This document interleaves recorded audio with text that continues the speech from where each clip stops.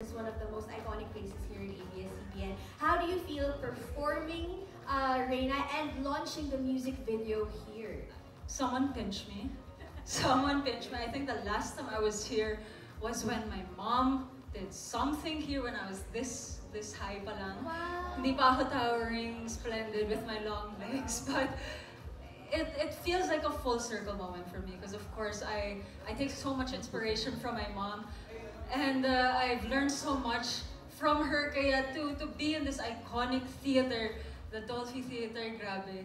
It's a milestone mark for my career, of course. Thank you. We're so happy to have you here as well, Michelle. Now, syempre, many people know you as this beauty queen. So, from the pageant stage to the music scene, did you ever imagine yourself becoming a recording artist? Yes! Really? Yes, I did. For those that don't know, I was in theater growing up. My first play as a freshman was actually Wicked. And I played Prince Fiyero. I played Fiyero. I also did Ariel. Ano nga ulit yun? Oh my gosh. Little Mermaid. Yun. Ariel. And I was active in the Glee Club. I was in the choir. So lahat ng masses in school, ako po I mean, like, I was part of that. It's just mas na-highlight lang talaga yung pagiging adrenaline junkie ko, being part of the varsity. Of course, when I started my career, I started with acting. And when you're a beauty queen, of course, you're not fighting for yourself or your career, you're fighting for the country. It's not a selfish battle, it's a battle for the country. And it was after Miss Universe that felt like it was the right time to finally expose a side of me that I've been itching to do. Alam ng mga MMDvers here that I communicate with them through songs. They're so good at deciphering like what I'm trying to say. And kaya like iba rin talaga yung relationship ko with my fans because they're not just fans, they're my family din. Aww! Love you, wow! Grabe, overflowing. Pero cute ng Reina. Palaban talaga eh, no? Meron silang LED, meron silang, ano bang tawag dun sa bobblehead, no? Bobblehead ng ating, tsaka may Reina na nakalagay. Thank you for all the effort, yes guys, for today. Okay, now, ang dami mong sinurprise dun sa yung live performance, Michelle. Kasi nga, akala nila music video launch lang, tapos biglang may live performance. But right now, we actually have a surprise naman for you. It's a little surprise, yes. Okay, so you've been owning every stage, and just like a hit song, you keep climbing, charting new milestones, and inspiring more people with each move. So before we continue with the rest of the program, let's take a moment to celebrate just how far you have come. Ladies and gentlemen, let's take a look back at how Reina made its mark and the milestones Michelle has achieved since its release. Let's all watch this. GMA, when we came together to create a song, our objective was really straight. It was clear. This is for every single queen, whether you're a woman, man, or anything in between. It's for you to find your strength to be who you are. And this is just a product of so many people being able to relate to that. Kaya marami pa pong kailangan abangan. No wonder Reina is such a certified hit talaga because it speaks to so many people. Now, while we were watching that video, meron ba mga parang nag-flashback sa'yo na, uy, yung nga pala nangyari yan, like, nung pumasok ka sa PBB, Madami. yung mga nag-cover, nag-dance cover ng iyong song. Yes. What can you mention? I mean, going back down memory lane, you know, I've known about Reina, this song. I've hawak ko na yung mastered material since last year. It wasn't easy. It wasn't an overnight thing that we wanted to do. We knew how much this might mean to people, how it's marking like my whole career. It's like summing it up because di naman po ako nakilala kasi nanalo sa Miss Universe. It's because I actually came home na hindi dala ang corona but was celebrated because everyone saw the hard work, the blood, the sweat, the tears, and mas maraming ang natatalo sa buhay kaysa sa nananalo. And that's why it's a very powerful song that, of course, we package in a way that's so empowering that you shouldn't cry when something bad happens. You should celebrate yourself. You should celebrate the losses, celebrate the wins. And ito yung mangyayari sa inyo.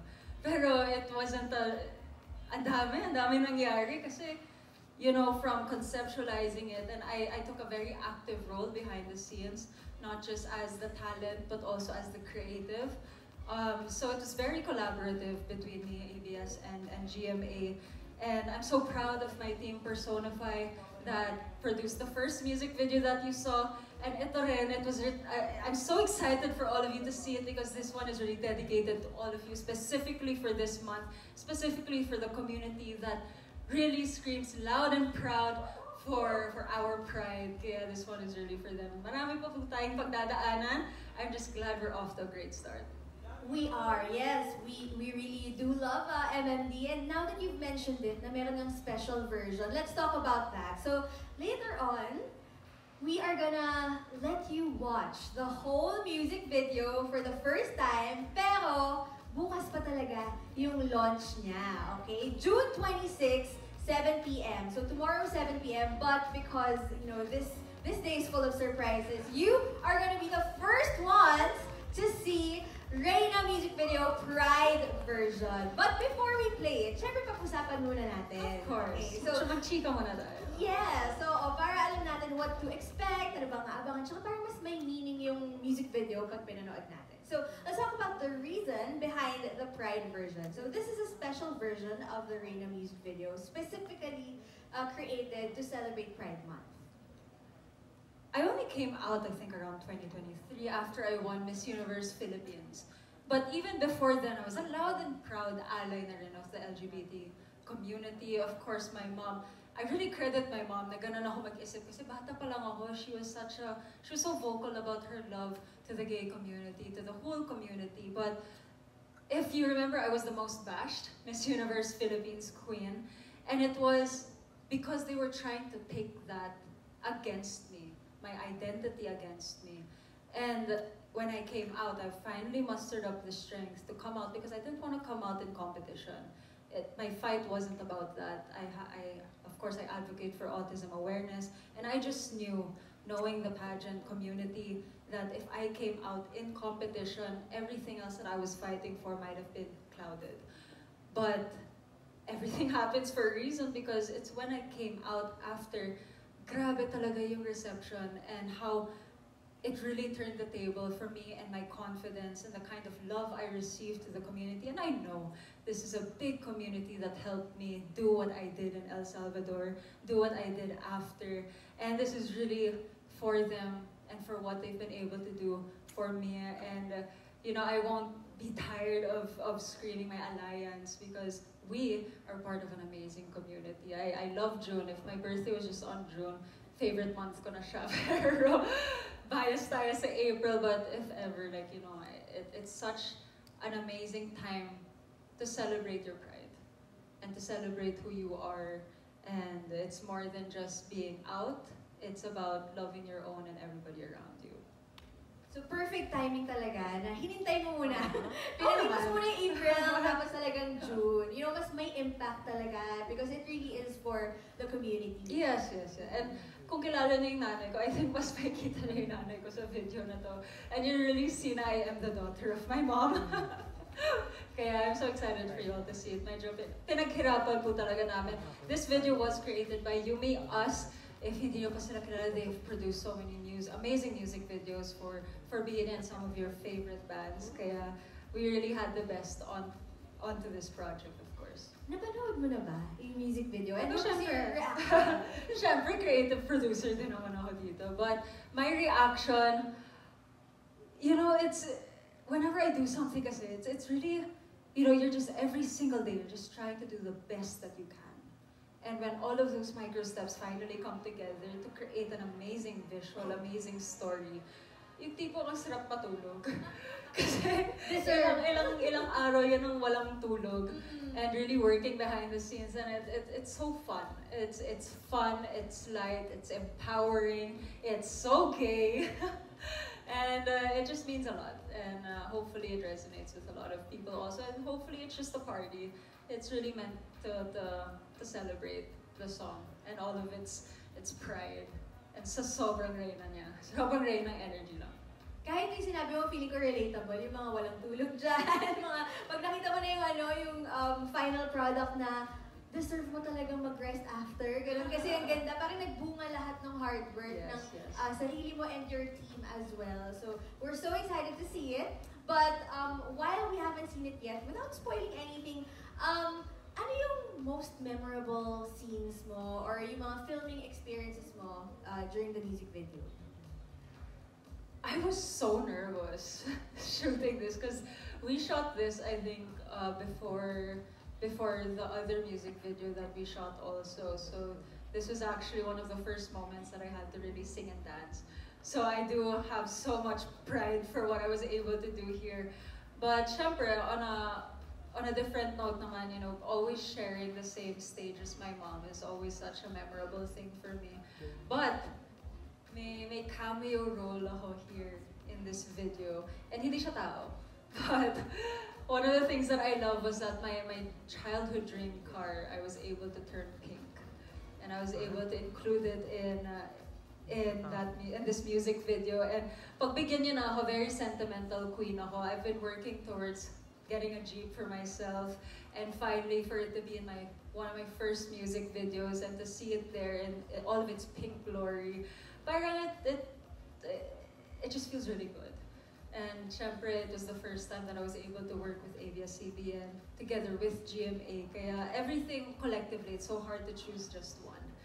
But ayun, it's a collective effort, collective success po talaga. Speaking of collective effort, I just learned kanina actually, mas nauna pa tong collab na to between ABS-CBN Music and GMA kaysa sa PBB. Talaga ito yung first collab ng dalawang network. So, ikaw talaga yung nag-post dun sa collab na yon. So, before we play it, any final words that you want to tell them bago natin i-play yung music video?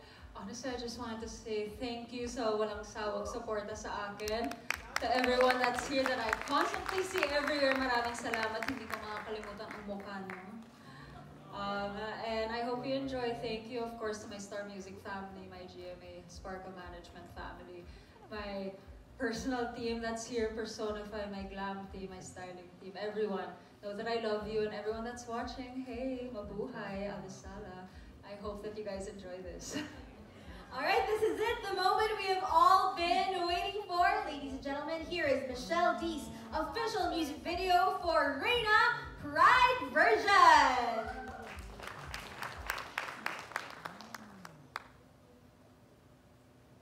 Before tomorrow, hintayin na po natin yung bukas, no? Konting hours lang naman. Tomorrow, 7 p.m. ang official launch ng Reyna music video Pride version. Of course, by Michelle D. Nakita niyo ba yung aso ko doon? Yung cameo na aso. Yeah. Yun yung before pa niya nasira yung mukha ko. So, love mo pa siya nun? Hindi, love ko pa rin siya, my baby girl. Di ba naman niya sinasadya yun? Pero hindi halata. Yeah, I mean, that's below for you. Pero ito, it's heating very, very nicely. Bantay sarado ng belo po yan. Kaya, pero that was shot this was shot before all of that happened, of course. Nakakatuwa lang kasi ang cute-cute niya eh. Yes. Tapos nakakaawa kasi binabash na siya ng maraming tao kasi di naman niya sinasadya. After all this, that may picture kayo ulit, as ano na ulit? Batina. True. Batina. But we also saw your mom there. Yes, yeah. Actually, marami pa po kaming guests na hindi lang namin naisama. So of course, sometimes you have to make a creative decision and repurpose that materials para it's given a better highlight. So marami pa po kayong aabangan na edit downs here for me to show kung sino mga yun. So mga lima yun na hindi nasama sa final edit. Nanay ko lang tsaka yung aso ko yung pumasa sa final casting. Well, abangan po natin yan. That will be out again tomorrow, 7 p.m. sa YouTube channel of ABS-CBN Star Music. At ngayon naman, sigurado akong marami pa tayong gustong malaman from Michelle and the Reyna music video. So, we're gonna be opening the floor to our friends from the media to ask their questions. Okay, so are we ready? Let's start with our first friend from the media. We have Sir Chris Ramos Jr. of One Music PH. Nakita ko na siya kanina. There! Hi, ma'am. Hello po. Hi, so first question. How do you react now to lesser corporate yung na lesser corporate backing ng and yung visibility and buzz that surrounds Pride Month. Do you take it as a relief, kind of a relief na nawala na yung bandwagon and all that? And or do you see this as a challenge that there's still a lot to like, there's still a lot to do. There's still a lot of work to be done. I will agree that there is a lot of work to be done pa rin. Of course, malayo nang narating natin this community, pero mas malayo pa ang pwedeng marating. Am I affected that there is less corporate backing to the community? I actually haven't noticed because this community isn't driven by corporations. It's driven by the community. With or without them, we will thrive. And we will make our mark as loud and as proud as possible. Kaya it's okay if there's less corporate backing. Nasa tama naman yung puso natin lahat, di ba?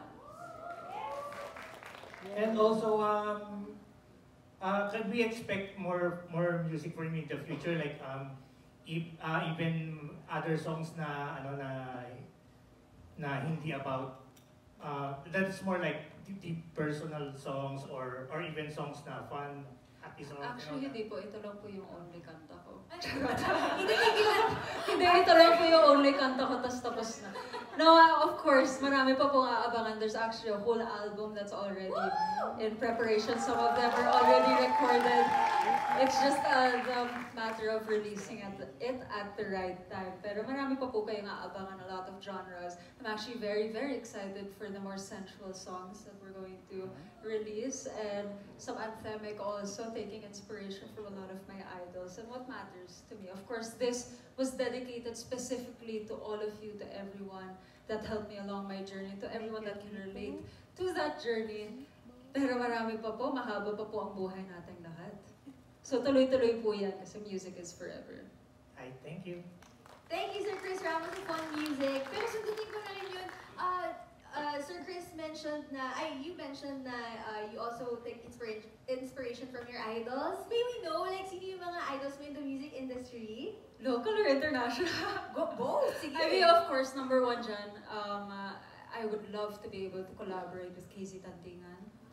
I would love to collaborate with my girls from the Beanie Group. And you know, I do appreciate SB19's newest album as well.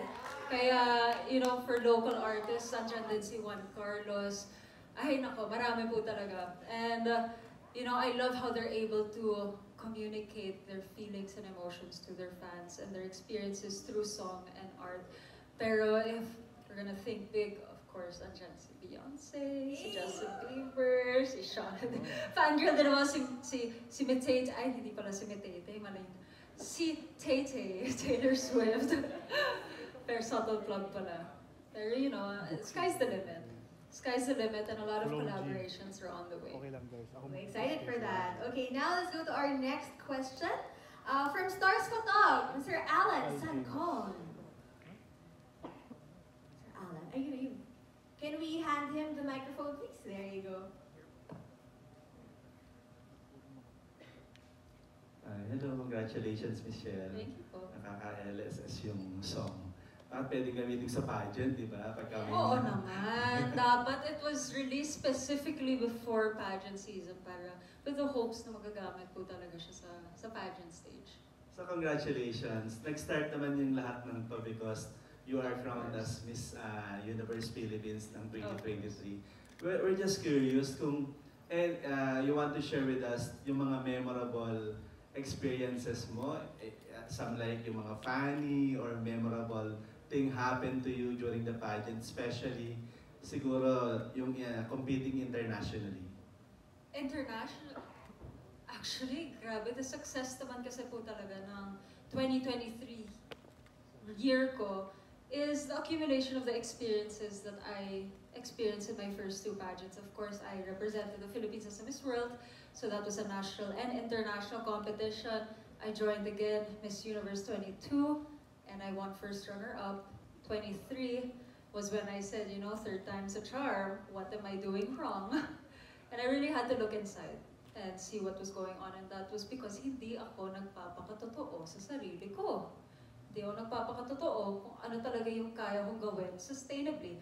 Dati kasi, sobrang nagko-conform lang ako kung ano yung iniisip kong bagay, kung ano yung iniisip kong gusto nang makita ng mga tao. Pero it's really owning that individuality that really brought my success. Pero with that, there's also purity of intentions. Kasi kapag maraming lumilipad na masyadong competitive, sometimes you have to realize na you're there, not in competition with all of these girls, but with yourself. Kalaban mo sarili mo, kalaban mo yung performance mo. Kung anong gawin ng ibang babae on stage, hindi mo na yun dapat problema. And it's that realization that just allowed me to have fun. One of the best advices that Pia Wurtzbach gave me was, once you get there, just have fun. Because the whole world will feel you having fun. And it just being so authentic. And that's what I did. I made friends with everyone. I had such a great relationship with my co-candidates, my co-delegates. And I think the whole world felt that. I was just enjoying my journey all throughout. And I came in 200% prepared. Kudos to my Miss Universe team. Na I did not have backup options. Like I know a lot of us fly with backups, thinking something might go wrong, but I had full confidence in my team and my designers, my creatives back home, and the organizations na kaya na nilang dalhin yung quality ng Pilipinas. So I only flew with 2 perfect gowns with the exact amount of outfits. And of course, a little extra because alam naman natin na we had to go somewhere else after El Salvador. Pero it was a perfect journey with the perfect core group and the perfect people helping me achieve that vision. Kasi alam naman naming lahat, it's not a vision for Michelle D. It's the vision of the Philippines. We were going for the 5th crown. And it was a laban na sinigaw ng buong Pilipinas, and we really shook the universe when what happened. And because it happened, here we are, we have a song. What better way to make your mark than to sing about it? Thank you, Michelle. Yung second question ko is, for you, what is the meaning of Reyna? At ano yung gusto mong iparating dun sa mga LGBT community about this song? I mean, hindi lang to para sa mga reyna ha, kasi pwede ka maging reyna kahit hindi ka babae. Of course, it's so much deeper than that. And when you listen to the lyrics, if you translate it in English, it's like you have been bashed, you have been insulted, criticized all throughout your life. And it's really your lakas loob, your confidence that is your true crown. Lakas loob ang aking corona. Hindi pagpapanalo ang aking corona. Lakas ng loob, and that means you can do that in anything you do within your life. Kaya sobrang reyna ka dyan, reyna ka dyan. Kapag kunwari na nag-graduate ka lang, you got promoted, you mastered a new skill, nakaka-reyna talaga, because all of that, you will only discover if you had the courage to try something new. So parang ganun lang naman. Thank you, Michelle. Congratulations. Thank you, sir. So, importante yung lakas ng loob. At Oh, yeah. yun sa chorus ng kantang to. Alam niyo ba, every time, chika ko lang, every time I'm about to perform on stage, walang hinahanap ko yung kaba. May mali if hindi ako kinakabahan. So kahit if that arrives 3 minutes before, an hour before, days before, there's something wrong if hindi ako kinabahan. Because I have to find that lakas ng loob. Because if hindi ka kinakabahan, does it really matter? Kaya, yun. So, kanina kinabahan ka pa ba? Oh, syempre. Alam na ng team ko, dumating na ba? Dumating na. Yung kaba, tumating na ba yung kaba? Oh, ganun pala yun. Okay. Thank you. And now let's go to our next question. I'll be asking her question. Kate Adahar from Random Republica. Her question is, this song was featured during your stay in PBB. Yes. How special was that, and how was your experience? Too special, grabe. I mean, entering Kuya's house is an experience of its own. As in, Kuya, ibalik mo na ako ngayon, papasok talaga ako. Kasi, you know, that was the first time in years that everything just went silent. Wala kang outside gulo, wala kang outside pressure, you're just focused at the people, the beautiful people that are in front of you. And that whole group, when I was there, hindi na sila kompleto when I came in, but they're